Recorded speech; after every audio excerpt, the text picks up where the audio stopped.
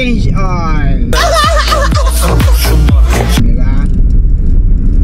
So since magche-change oil ako, tatry kong i-open yung top cover ng overhead camshaft nya. Titingnan ko kung yung masludge na yung ibabaw nya at saka yung cover. Since magche-change oil na rin naman ako, lilinisin ko na rin yung ano nya, overhead camshaft nya, yung ibabaw. Pero ang alala ko lang, sana is wala siyang sludge sa ibabaw o ano man, kasi doon ko malalaman talaga yung ano ng oil nya, yung mga oil na binibili ko, diba? So pagka may mga sludge yan at dumi-dumi sa ibabaw, meaning pangit yung oil na nabibili ko or japik. Since marami ng tawag dito problem, o hindi pala problem, yung mga counterfeit na oil, na mga synthetic o mineral oil, napakarami na niyan, mga copy. Ewan ko kung anong oil yung gamit nila. What? Siguro hindi naman ganun ka high grade yung mga yon, or basta marami na siyang mga ano ngayon nabibili sa online. Kumbaga pati yung oil napepeke na rin. Hindi naman napepeke, parang copy lang din, pero hindi siya yung oil talaga ng manufacturer, like yung mga SICK,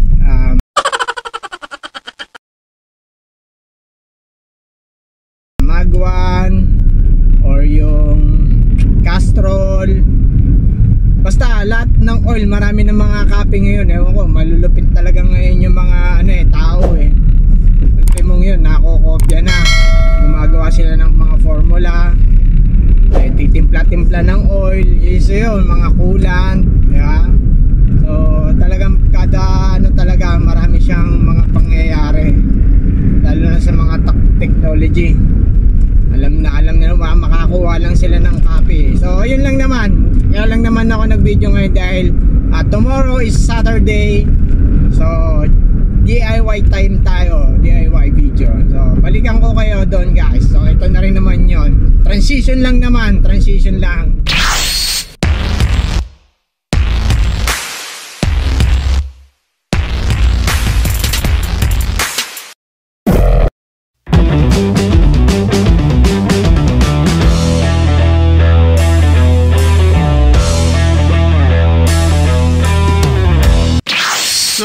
Dumating na rin na sa wakas yung aking oil para sa pang change oil, kasabay na itong oil filter na yan. So dito muna tayo ngayon sa brand na ito kasi mahal yung Magwan. So siguro next niya, pero pa rin naman to, synthetic pa rin naman siya. Pero tingnan natin ang performance nitong Toyota motor oil na to. So ayun, syempre as usual, sana naman tayo order sa Lazada na naman. So malaman natin kung authentic o hindi. So yun lang naman. So maraming salamat kay sir, ha. 3 hours later. Can you move it along? I'm all out of time card.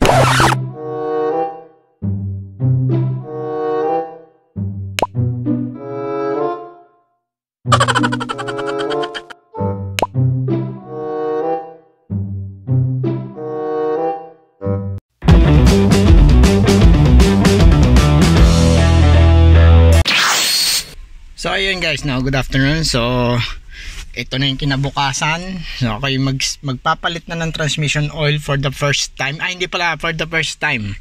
Kumbaga is 2018 nagbanto lang, meaning nag-refill lang, kasi nagpalit ako ng CB axle shop dito sa left side o sa driver side.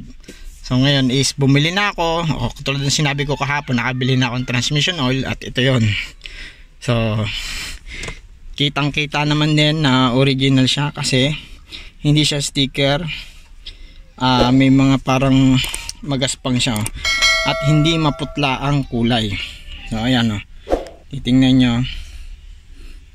So Aisin baka naman. So ang specs niya is 75-90. Meron naman yan 80-90, ATW90, API GL5. Ang kinuha ko, yung kasi is GL4. So titingnan natin kung ano meaning ng GL, mga GL na yan ha. So lalagay ko na lang dito sa video na to. So mag start na ako magpapalit ng transmission oil from 86 km. So ayun, kalas na natin, tinanggal ko na tong gulong kasi sikip siya.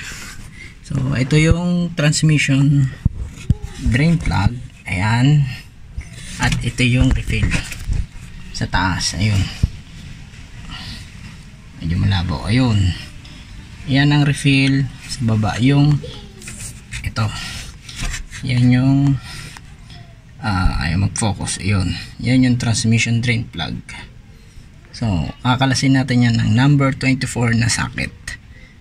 So start na tayo ulit ha. Again, ito yung drain plug, size 24 ang gagamitin natin, at ito yung refill sa taas. Ayan, ayan ha, ayan. So yun, natanggal ko na, medyo nahirapan lang tayo. Ito yung 24, ayan, kita nyo ba, 24, at extension kasi hindi abot to eh. So kung DIY lang kayo, kailangan nyo mag jack talaga din, ayan, jack, tapos ibababa nyo rin yan para yung langis is bumaba din, dahil nakatagilid pa yan ng ganyan, nakatabingi pa ng ganun yan. So ibababa ko yan mamaya. Then nalawagan ko na yan, ayan, yung drain na yan at yung sa may filling. So ayan, tanggalin na natin ito muna para mabilis siya ma-drain. So sample ito, syempre sahod,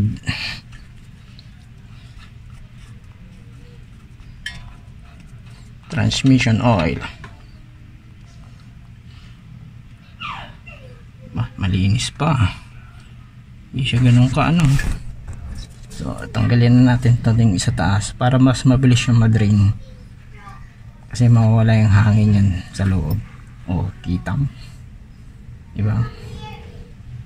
So 80,000 kilometer yan, 80,000 kilometer. So mukhang sobra pa to sa ano, malinis pa eh oh. Diba? Oh yan, dito niya malinis pa. Focus lang, nagpo-focus, malabo. Oh ayan, malinis pa yan.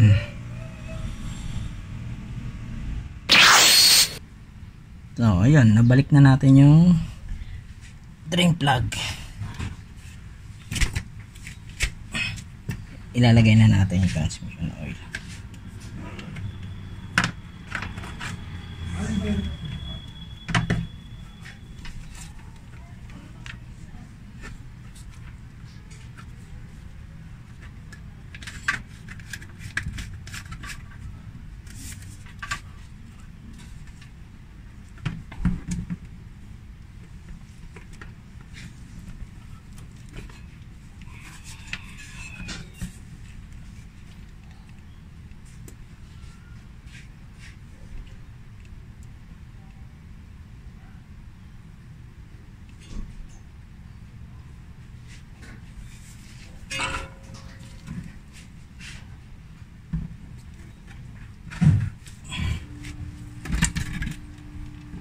Di ubra, dilipat tayo sa taas.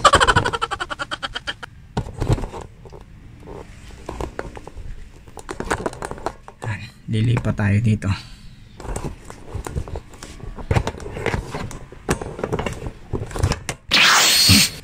So ayan guys, ganito ginawa ko, naglagay ako ng embudo at hose diretso.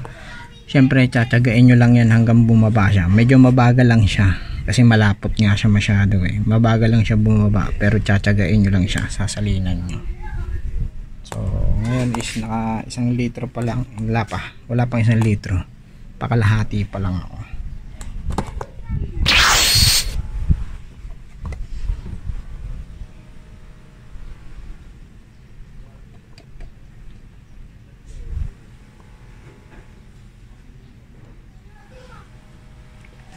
1.25 daw sabi.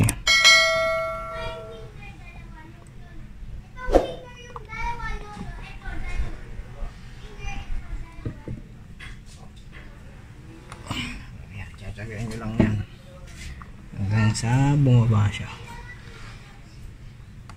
Tayo nyo lang, nababa naman yung kusa eh. Tsagain nyo lang.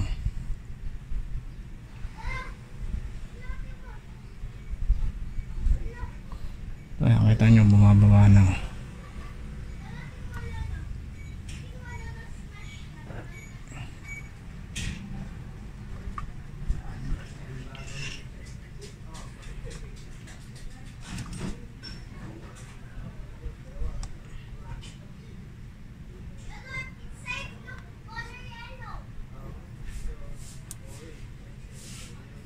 Pero mas maganda kung may pump kayo. Nga lang ako walang pambili. Di ba?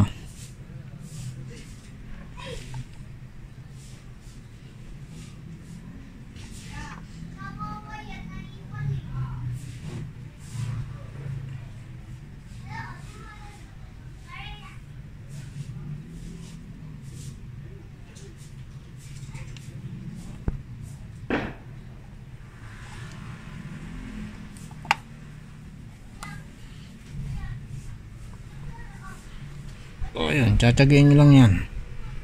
Tsagain nyo lang. So ayun guys, umapaw na siya. So meaning full na siya. Basta hanggang lumawa siya, yung transmission oil mo okay na yun, goods na yun. So naka 1 and hindi naman 1/2 or almost magkakalahati na rin yung pangalawang ano ko, container ko, o yung 1 liter kalahati nun is yun yung na-consume nya. So ayan, tapon na nga yun. Ayan, so basta mag overflow lang yun, okay na yun, sakto na yung ano na, kasi may breather naman to sa ibabaw eh. Ang breather nyan is andito. So ayan, ayan yung breather nya, ito. Ayan yung breather nya. So may spring din yan dyan, parang relief valve nya sa air. So ayan, hihigpitan na natin yung refill plug. Nahigpitan ko na rin yung drain plug. So okay, goods na tayo. So ayun lang naman, simpleng simple lang naman. So thanks for watching.